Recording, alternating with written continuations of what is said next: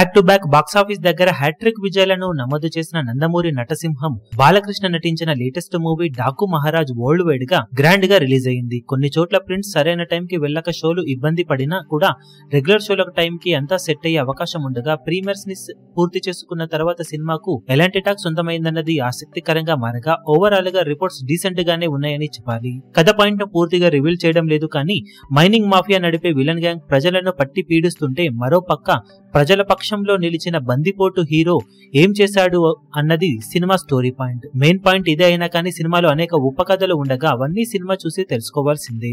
Cinema start అవ్వడం చాలా ఆసక్తిగా స్టార్ట్ అయ్యి బాలయ్య ఎక్సలెంట్ ఇంట్రో తర్వాత రెగ్యులర్ గా మారిపోతుంది. చిన్న పాపతో సీన్స్ ఆకట్టుకోగా లవ్ టచ్ ఉన్న సీన్స్ అలాగే కామెడీ కోసం ట్రై చేసిన సన్నివేశాలు జస్ట్ ఓకే అనిపించేలా సాగుతూ యావరేజ్ గా ఫస్ట్ హాఫ్ సాగుతున్న టైంలో ప్రీ ఇంటర్వెల్ ఎపిసోడ్ నుండి ఒక్కసారిగా సినిమా గ్రాఫ్ మారిపోతుంది. హై వోల్టేజ్ సీన్ తో ఫస్ట్ హాఫ్ ఓ రేంజ్ లో ఎండ్ ఇచ్చి సెకండ్ హాఫ్ పై ఎక్స్పెక్టేషన్స్ పెరిగిపోతాయి.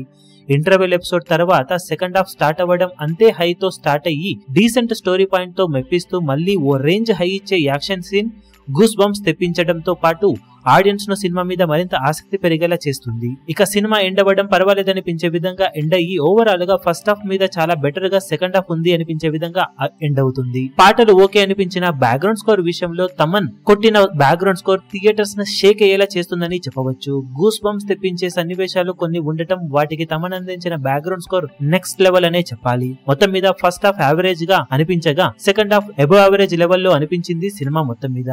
రెగ్యులర్ స్టోరీ పాయింట్ అయినా కానీ బాలయ్య మరోసారి ఆకట్టుకోవడంతో రీసెంట్ మూవీస్ కి ఏమాత్రం తీసిపోని విధంగా ఈ మూవీ కూడా ఉండటంతో ఈజీగా అబవ్ యావరేజ్ లెవెల్లో అనిపించిందని చెప్పవచ్చు. బాలయ్య విలన్ల మధ్య వచ్చే సన్నివేశాలు మేజర్ హైలైట్స్ గా నిలిచాయి సినిమాలో.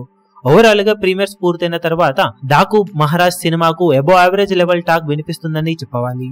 ఇదే రేంజ్ టాక్ ఇక రెగ్యులర్ షోలకు మాస్ సెంటర్స్ లో కూడా బెటర్ గా వెళ్లే అవకాశం ఉన్న నేపథ్యంలో బాక్సాఫీస్ దగ్గర మరోసారి బాలయ్య అంచనాలను అందుకునే అవకాశమే ఎక్కువగా కనిపిస్తూ ఉంది ప్రీమియర్ షోల తర్వాత రిపోర్ట్స్ చూస్తూ ఉంది. ఇక రెగ్యులర్ షోలకు ఆడియన్స్ నుండి సినిమాకు ఫైనల్ గా ఎలాంటి టాక్ సొంతమవుతుందో చూడాలి. మీరు ప్రీమియర్ షో చూసినట్లయితే మీకు సినిమా ఎలా అనిపించిందో కింద కమెంట్ సెక్షన్ లో చెప్పండి. ఈ వీడియో మీకు నచ్చినట్లయితే లైక్ చేయండి, షేర్ చేయండి, ఛానల్ ను సబ్స్క్రైబ్ చేయడం మాత్రం మరవకండి. ఏ చిన్న అప్డేట్ ను మిస్ అవ్వకూడదు అనుకుంటే బెల్ ఐకాన్ ను ప్రెస్ చేయండి.